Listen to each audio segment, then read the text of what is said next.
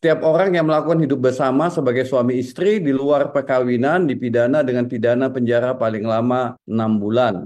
Jadi ini tidak pernah ada di dalam KUHP yang sebelumnya ya, kumpul kebo ya, kebo yang kumpul dipidana gitu loh. Maksudnya maknanya di situ ya, kumpul kebo.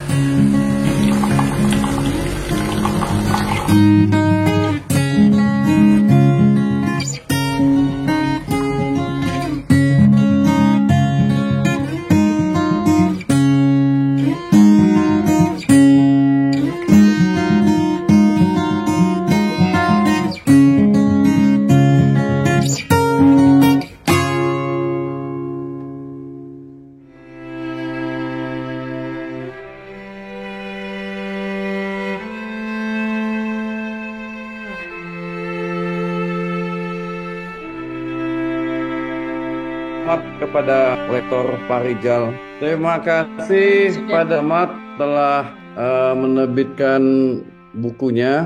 Saya sudah punya bukunya ya, jangan saya membedahnya hoak ya. Ini saya udah beli nih bukunya ini ya. Walaupun baru nyampe 2 hari yang lalu, 2 hari yang lalu ya nggak lama lah. Jadi saya udah punya bukunya. Dan yang kedua, saya bukan ahli bedah. Itu yang kedua ya.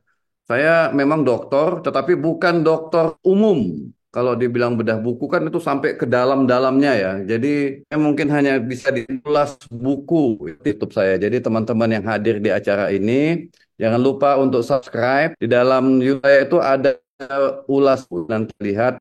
Nah, baik. Anda kalau membaca buku ini sedih supaya masuk dia. Ini buktinya saya sudah membaca buku ini dan kopinya sudah berkurang. Ini beberapa catatan. Yang pertama, saya ingin membuat secara umum, apakah benar kita menyebut hal baru dan KUHP lama? Buku ini menyebutkan, termasuk yang memberikan kata pengantar Prof. Topo, ya, juga menyebutkan di halaman 5 ya, 5 Romawi, juga menyebutkan bahwa lama ya.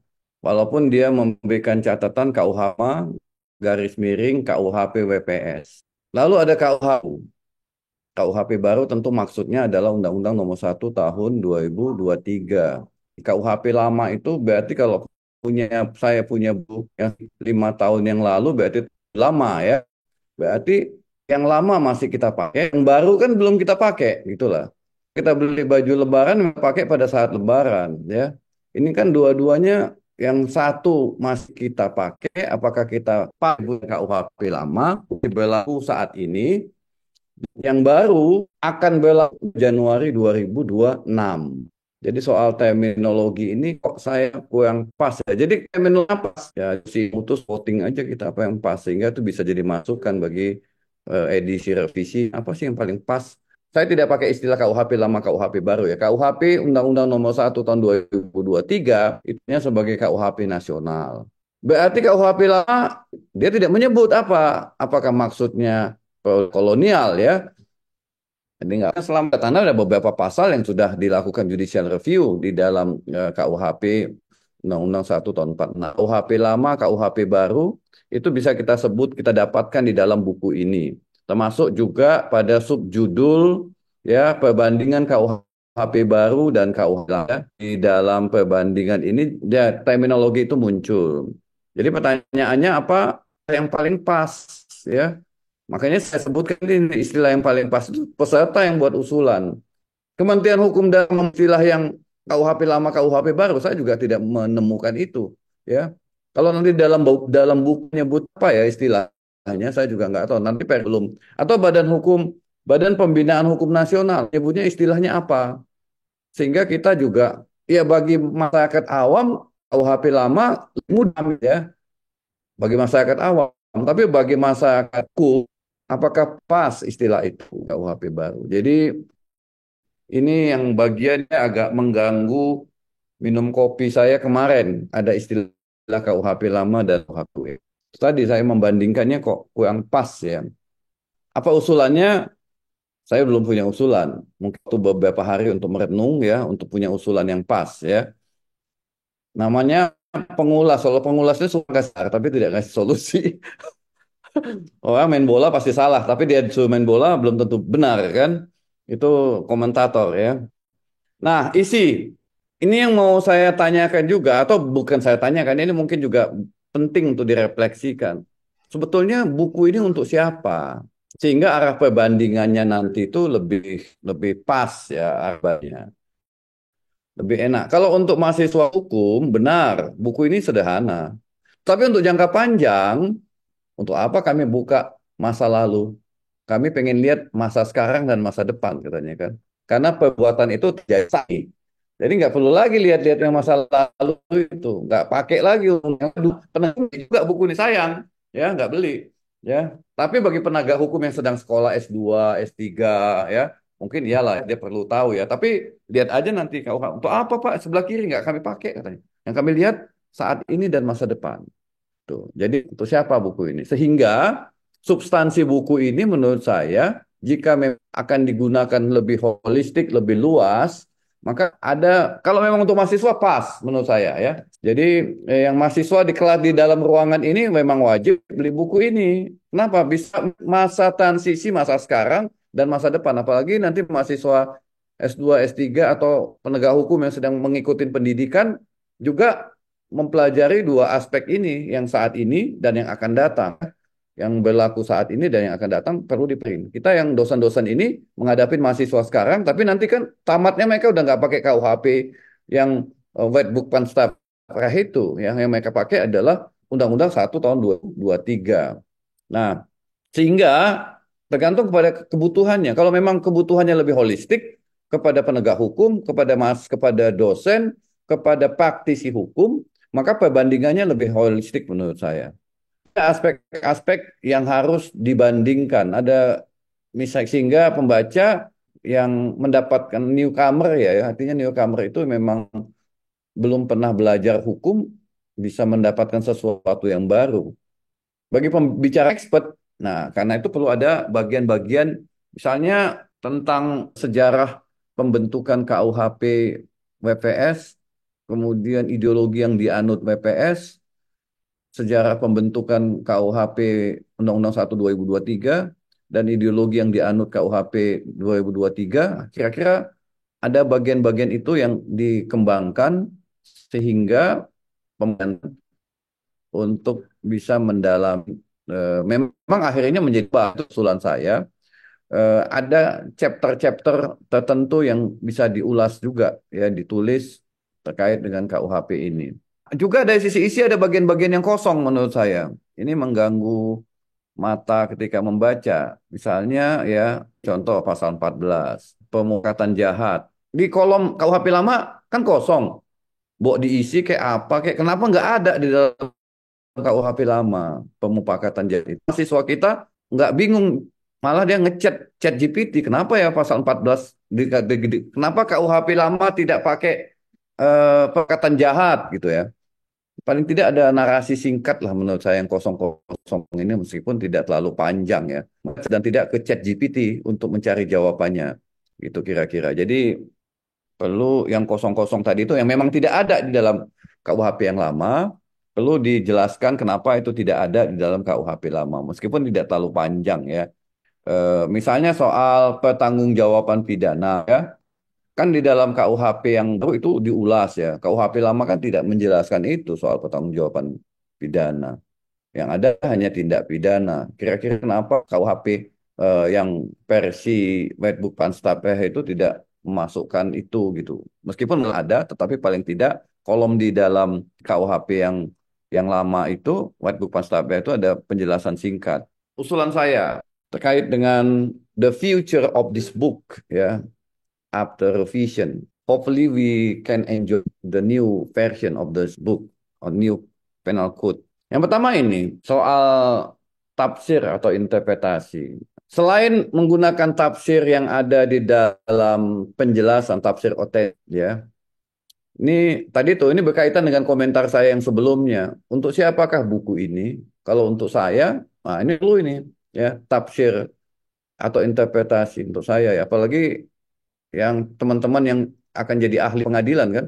Nah ini perlu dia nih. Jadi nggak buat tafsir sendiri. Jadi saya berdasarkan KUHP yang di Dr. Fahrijal katakan sebagai ya makar adalah, nah ya penodaan agama adalah Ya. Kemudian menyebar kebencian adalah, pornografi adalah, walaupun tidak tidak apa, ada undang-undang yang menyebutkan itu, tapi ada undang-undang yang tidak. Nah, tafsir-tafsir otentik kan lebih laku di pengadilan dibandingkan tafsir-tafsir doktrinal, ya. Kita pakai undang-undang lain, dan kita pinjam, ada nggak tafsirnya di sana, ya?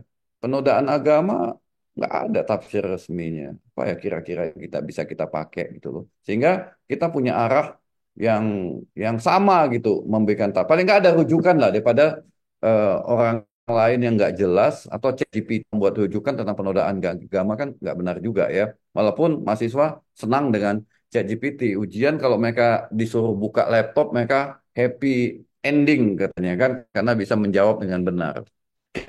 Ya, demikian. Misalnya tentang ajaran kausalitas ya. Kan saya ada nulis soal itu.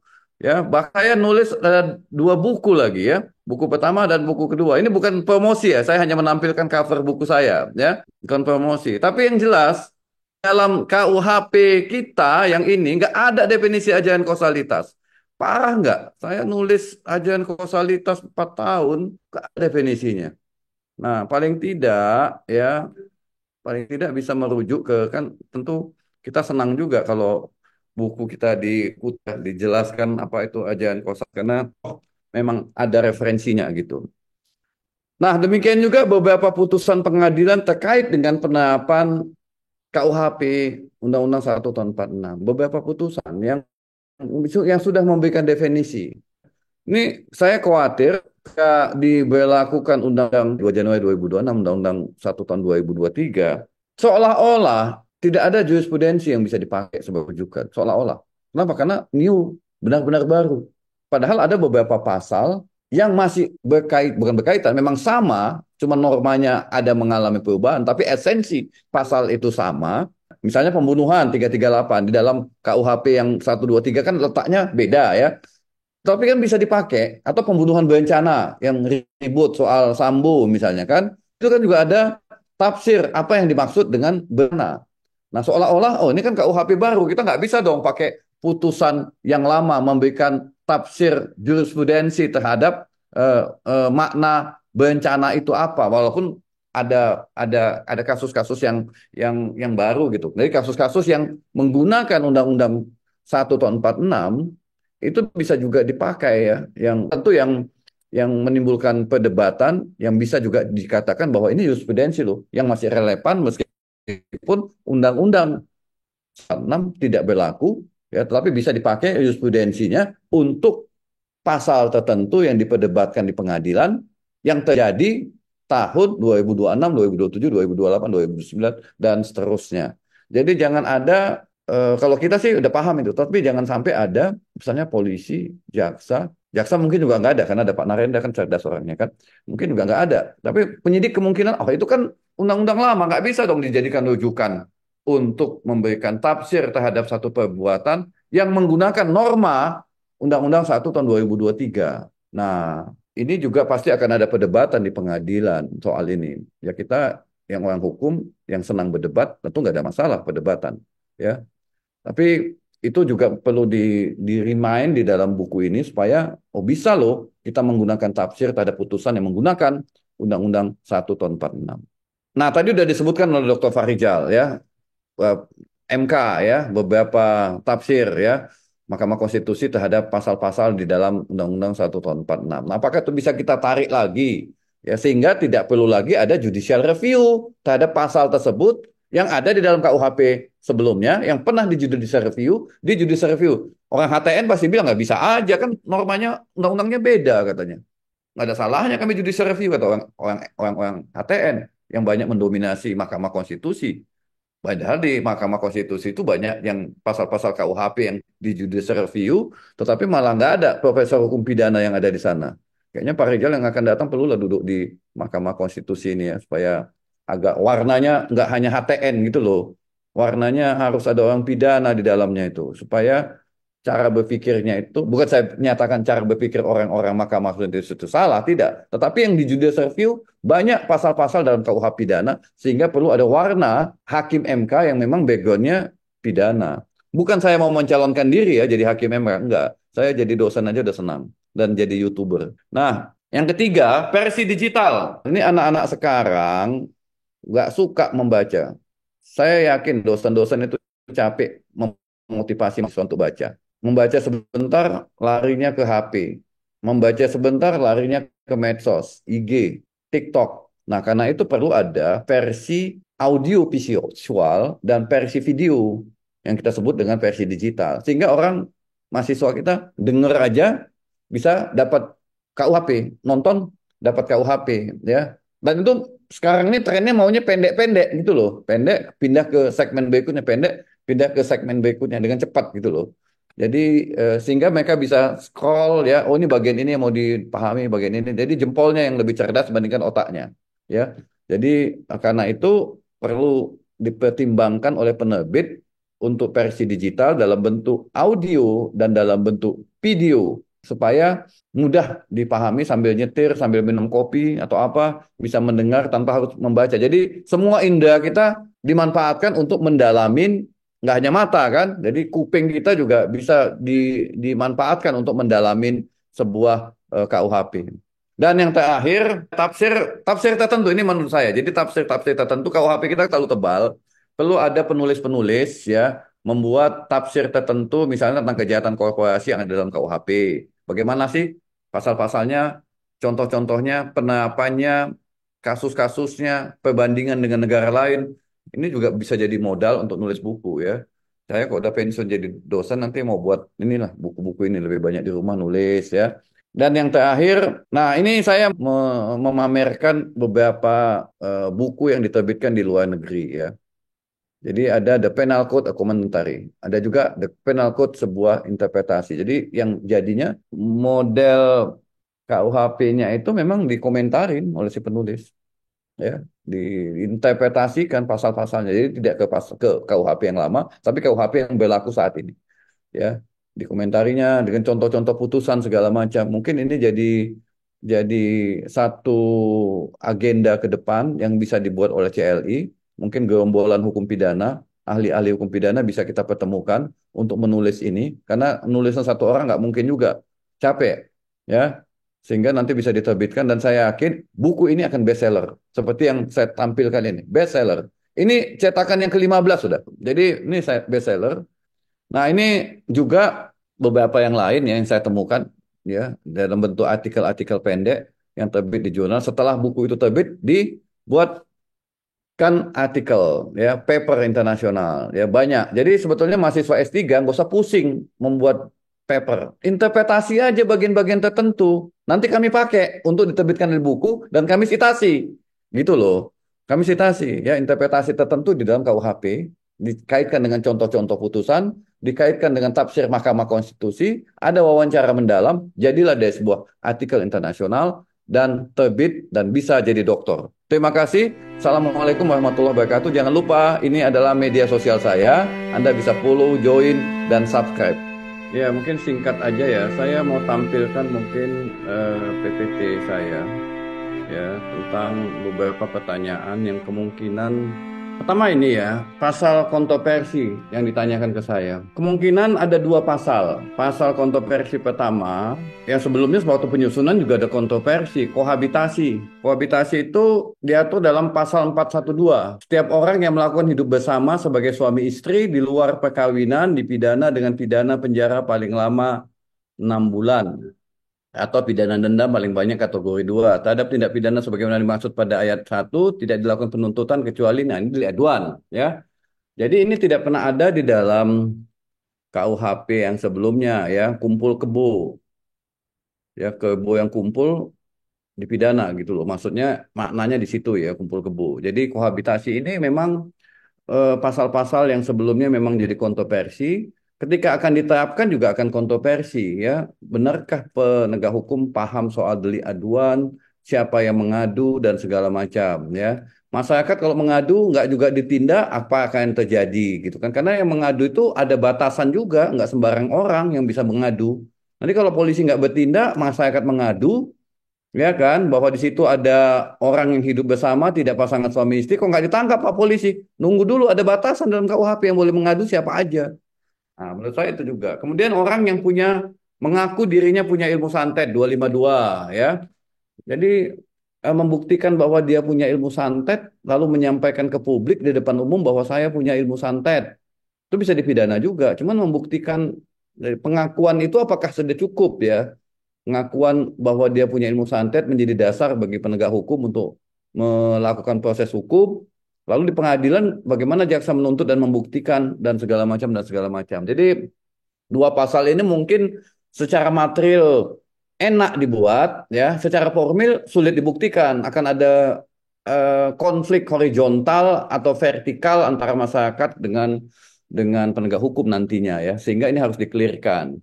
Yang kedua tadi itu soal asas legalitas ya. Asas legalitas ini kan diatur dalam pasal 2 ya. Asas ada ilmuwan yang menyatakan ini asas legalitas yang diperluas. Kenapa? Ada ditempelkan dengan hukum yang hidup di dalam masyarakat. Bagaimana menentukan hukum yang hidup di dalam masyarakat itu?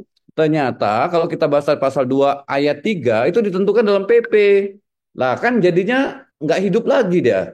Kenapa? Diatur di dalam PP, Peraturan Pemerintah. Nah, sementara hukum yang hidup itu ya memang harus hidup aja, biarkan, jangan dikompilasi, jangan dikodifikasi. Nah, ini walaupun nanti akan kesulitan juga bagaimana menentukan hukum itu hidup, hukum itu sudah mati, ya, apakah kita lihat nyawanya, ya, nyawa dalam artian memang dipraktekkan, dipatuhi di dalam masyarakat, banyak penjelasan soal itu.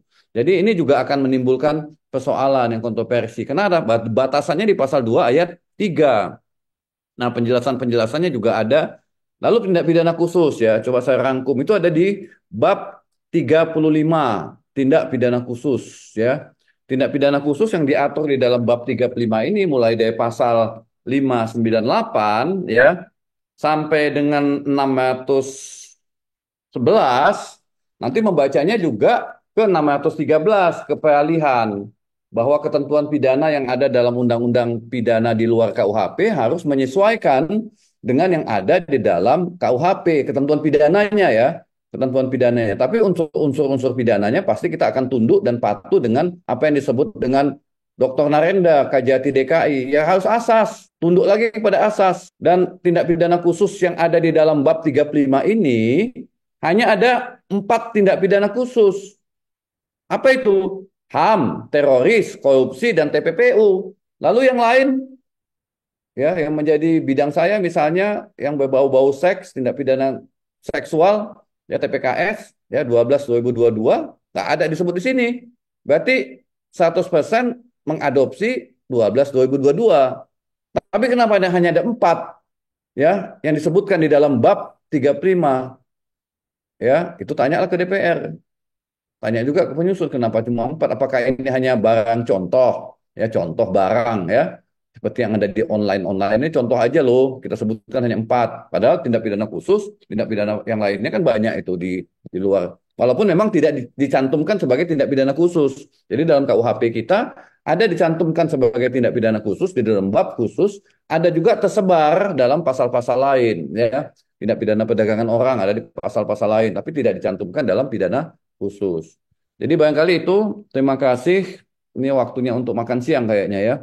Kita perlu ada bab-bab apa diskusi-diskusi lain lah setelah acara ini. Saya menutupnya dengan pantun aja kali ya. Burung irian, burung cendrawasih, anak monyet, sakit gigi. Cukup sekian dan terima kasih. Jangan lupa undang saya lagi.